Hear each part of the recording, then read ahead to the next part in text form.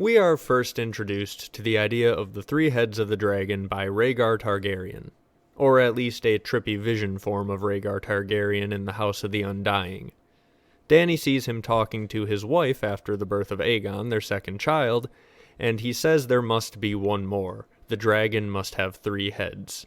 This, along with the efforts he took to father a third child, especially with a specific magical bloodline of ice and fire, is all evidence, in my opinion, and generally in the opinion of the fandom, that Rhaegar believes that the three heads of the dragon in some way refers to his three children, or, very potentially, as many of the fans believe it does, refers to three dragon riders, because the Targaryens are obviously obsessed with bringing back dragons and trying to rebirth dragons, and Rhaegar maybe thinks if they have three dragon riders, they could birth dragons again. So, this belief that the three heads of the dragon refers to potentially three dragon riders has led the fandom to spend years asking, who are the three heads of the dragon? Who will be the three all-important dragon riders to save the world from the others? Except for Rhaegar's definitely wrong about what this prophecy means. Now, I'm not saying that we won't have three people ride Daenerys' dragons. That could definitely still happen, but I am definitely saying Rhaegar does not know what he's talking about, and he's probably being misled. Now, considering his goal is to try and save the world, his efforts are going towards the end goal that he wants anyway, but not necessarily in the way that he thinks they are, as it goes with visions in this world. So in this video, first I would like to establish why I think it is now very obvious Rhaegar was wrong, how he was wrong, and then I want to explain how exactly he got so confused, how this secret knowledge got lost, because that whole thing is actually a very interesting story of two battling factions having a little shadow war in the background of the history, which may be popping up from time to time in House of the Dragon, and is definitely something that I'll be looking for. So back to explaining how Rhaegar got so confused. Well, the first thing that I want to establish is that visions in this world seem to be definitely being sent oftentimes to get the result that some entity who is sending the visions wants in the timeline, but the people who are participating or getting the visions don't necessarily know what that is. I've talked about this in many recent episodes, but one really good example is the Ghost of Highheart. She was given a prophecy that the prince that was promised will be born from a specific line, so the Targaryens married two specific people together, and this led to the line that leads to Jon and Dany, and also of course led to Rhaegar, and led to Robert's Rebellion, and led to this whole situation that we're talking about now with the three heads of the dragon, and that being another vision that works directly, right, like it's a trickle-down effect from the Ghost of Highheart that you get Rhaegar here, and then he gets another vision that tells him, oh, the three heads of the dragon is so important, and he can make the natural connection to, oh, wait a minute, there were three Targaryen conquerors, maybe if I have three children, that's how the prophecy will be fulfilled, I need to have a third child. But the actual important thing is just that his third child happens to be born, because that third child is Jon.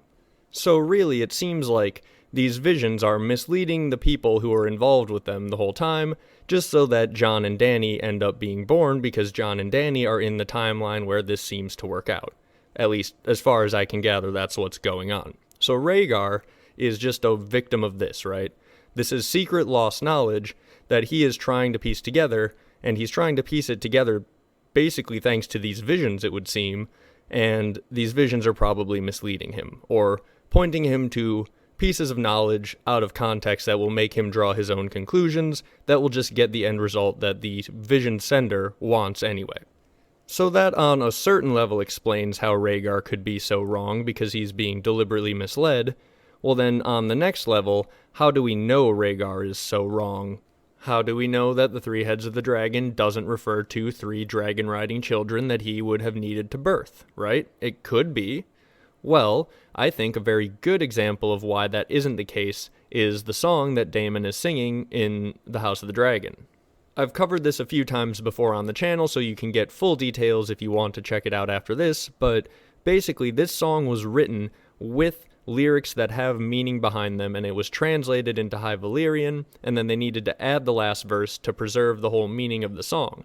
So you can go and you can watch on YouTube, there's a overlay of the scene where the translated version of the song is down in the bottom. And he's singing about the three heads of the dragon to this dragon as he's preparing it to merge or bond with a rider, right? So he's saying 2 heads to a third sing. When we are one, we will fly beautifully and freely as we were destined, right? It's all about how the 3 heads of the dragon is some sort of coming together between the dragon and the rider. So that, on some level, seems to imply this is all a big consciousness merge, which again, you can see more details in some other videos. But the main important point for this argument is just straight up, if this 3 heads of the dragon prophecy and the idea of the dragon must have 3 heads and all of this important secret knowledge was in some way some prophetic anything about Rhaegar's children, why is Daemon, the guy who actually knows dragon lore and actually has this knowledge back before it was lost, why is he singing about it to a dragon, right? Why would he be singing a song about some prophesied children of Rhaegar Targaryen about to be born later? No. 3 heads of the dragon means something else. It's just convenient for Rhaegar to think that it means his 3rd child because he needs to have 3 kids. George has written a story where people who try to interpret prophecies are constantly wrong, constantly being misled. That seems to be a thing that's just going on all of the time. So when we see Daemon, hundreds of years before, singing about the 3 heads of the dragon, I think that we should definitely suspect that Rhaegar has no idea what he's talking about. And it does kind of track with one, at least, reading of Rhaegar, right? Where, like, he thinks just everything's kind of about him. He's the prince that was promised. His children are the 3 heads of the dragon, when that's not even, like, a real thing. He's just, like, reading all these old books, and he's like, I've got it.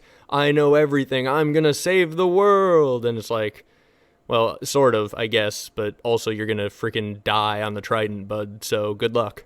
So whether you actually agree with my idea for what the 3 heads of the dragon means or not, I would say you should definitely be looking for some answer that is not what Rhaegar thinks it is. Because whatever Daemon's singing about has nothing to do with 3 dragon riders, because look, they don't have 2 dragons right now. They were just doing a dragon count in the show, and they have more than 2 dragon riders.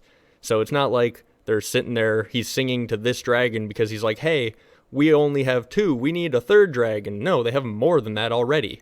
There's no issue here. There's no way to make this 3 heads of the dragon that Daemon's singing about somehow refer to some trio of destined dragon riders. I don't think that that's a thing we should be looking for. I think the 3 heads of the dragon probably has a meaning about the consciousness meld that's going on with a dragon and a dragon rider bond and the hatching of dragons. Now, as I said, there's more detailed explanations of this in other videos, but basically what I think the first 2 heads of the dragon are some sort of natural dragon soul, potentially made up of sacrificed ancient Targaryens in the past, right? And then there's a sacrifice that is done to birth the dragon.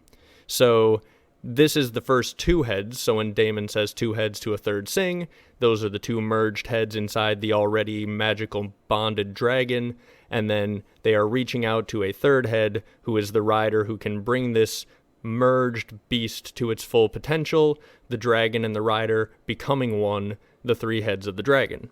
Now, admittedly, the way that the Undying repeat to Daenerys, the dragon must have 3 heads, does seem to also imply that she will need to find riders for each of her dragons, because it seems to be saying an unridden dragon is a wild and dangerous thing, which seems to be a good point.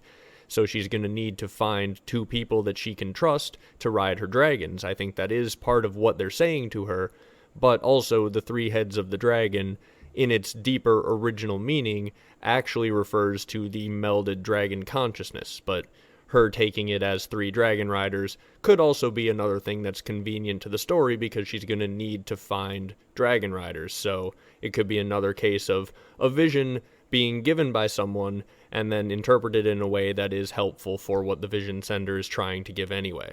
So then if the math works out that there is 3 sacrifices on Daenerys' pyre and 3 dragons hatch, meaning it's like 1 soul to 1 dragon on some level in this ritual, where Miri is seen in the House of the Undying visions, which seem to be revealing truths to Daenerys. She's seen with a dragon bursting forth from her brow as she burns on the pyre, so this seems to imply her consciousness goes into a dragon, and if you have 3 sacrifices, 3 dragons, that seems to line up that a sacrifice is required for each hatching, And someone asked then the very good question, well, who's being sacrificed for all of these dragons we see in House of the Dragon?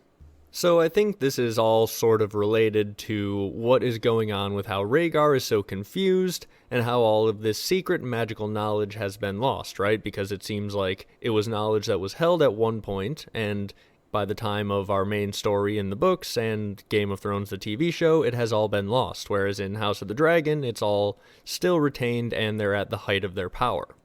Now, no doubt there are several major events in the Dance with the Dragons, and that will be shown in the future seasons of the TV show that will play into this, but I'm not going to go into major spoilers for any of that, so I'm going to be speaking more abstractly about a little bit of a shadow faction war that's going on between the Maesters on one side, and then these fire magic orders who serve the Targaryens and house their secret magical knowledge on the other side, that being the Alchemist Guild and the Dragonkeepers.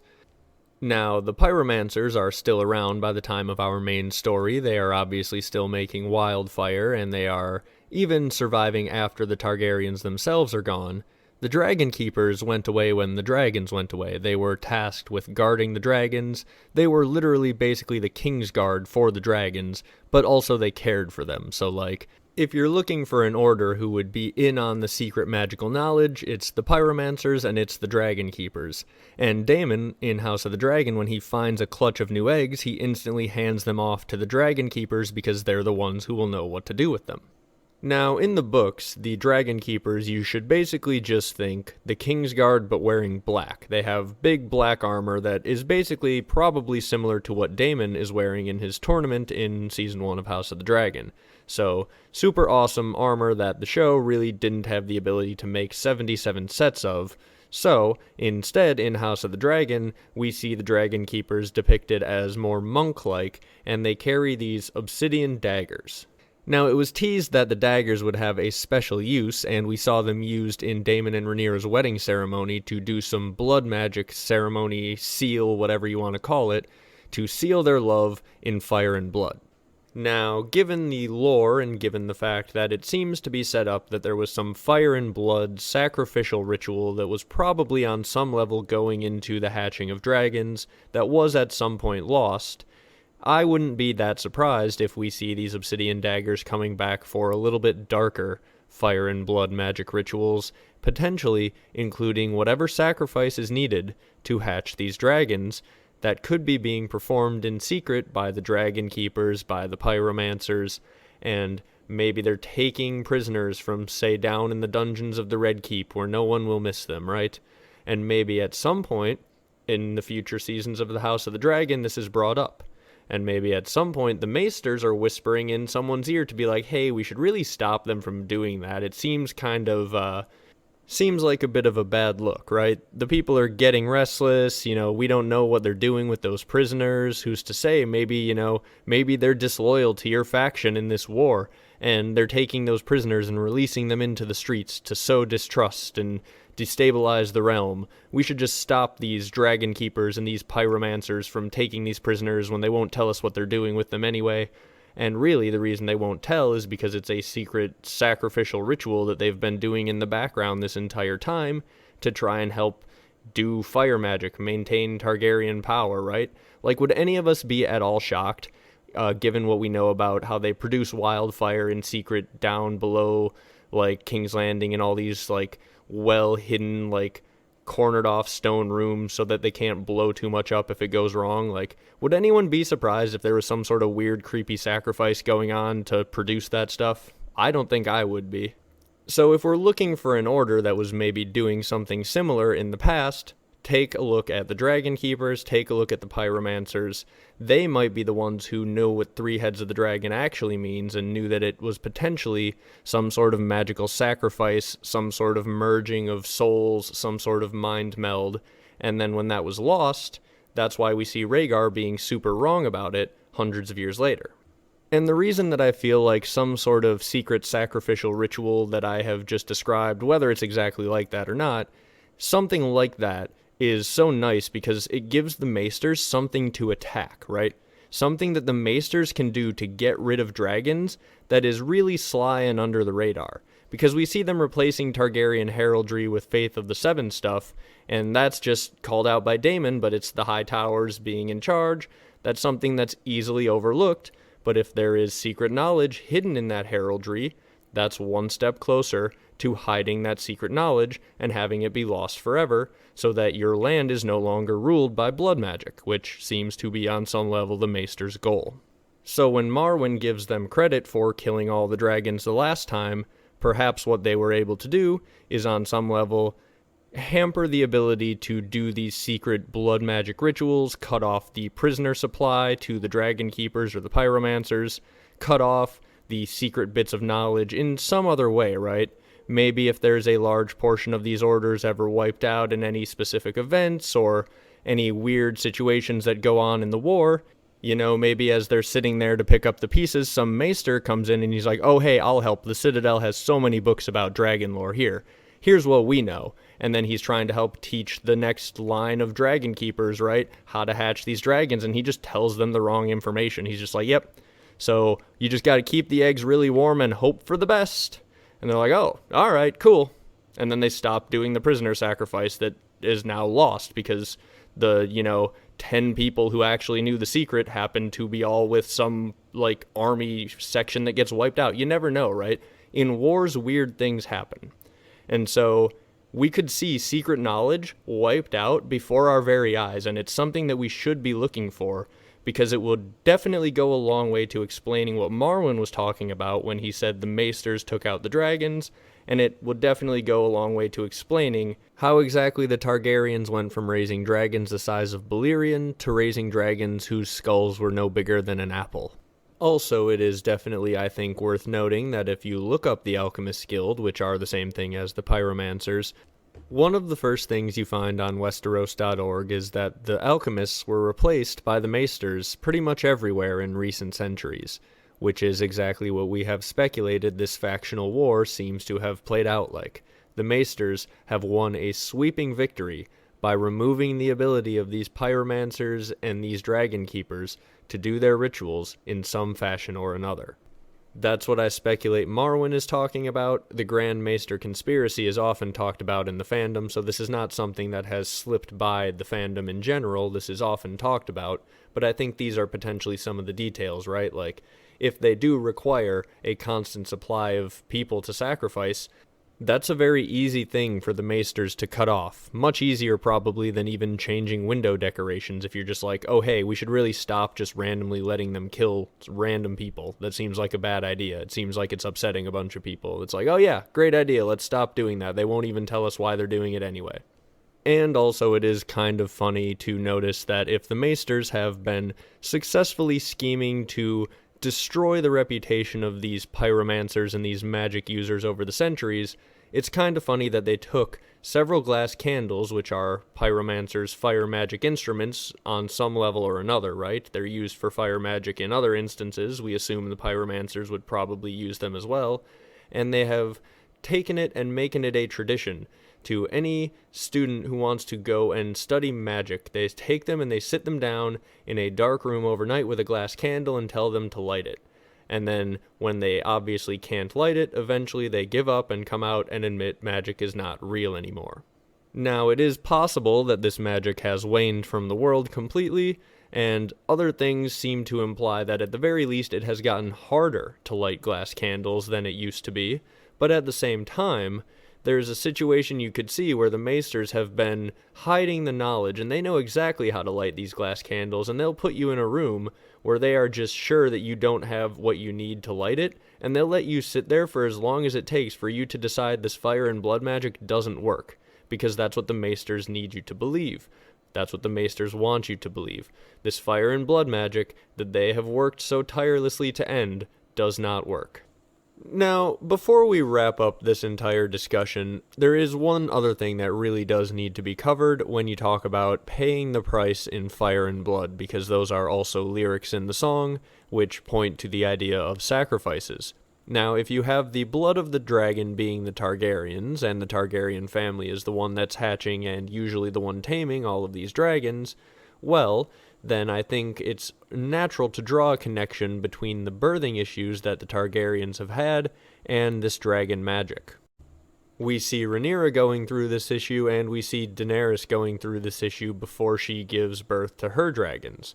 So, this issue is that occasionally Targaryens will have miscarriages in the form of essentially half-dragon, baby bat-like dragon baby creatures. I don't know what you want to call them, baby dragon things, right? So it's not a normal thing. That's not a thing that happens to other families in this universe. So it could definitely be representative of some sort of blood and fire pact that was made by this specific family line to be able to hatch dragons. There's definitely something potentially to that. Now, there is the obvious other explanation that it is the inbreeding, but again, when you have dragon-like features being born into these babies, and when you have Daemon, who again has dragon knowledge, singing about the price being paid in fire and blood, there is definitely a string to be drawn there. I've never gone back and tried to line up these birthing issues with dragon hatchings to see if there's a direct one-to-one lineup there. Definitely something that someone could try to do, but I haven't noticed any direct connections, briefly looking around, and I wouldn't even know really where to begin.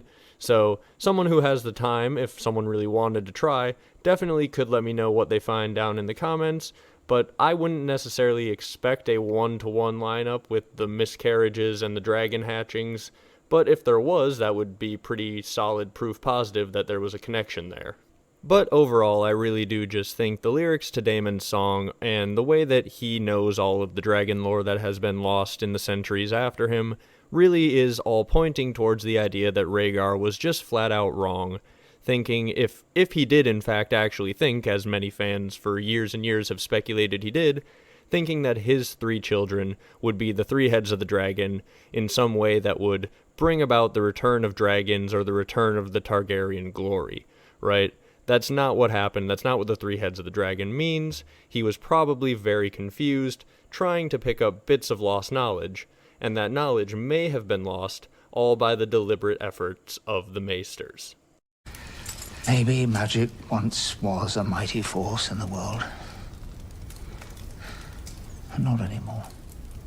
You would not dare insult my order whilst Rhaegar Targaryen lived. The dragons are gone. The giants are dead. And the children of the forest forgotten.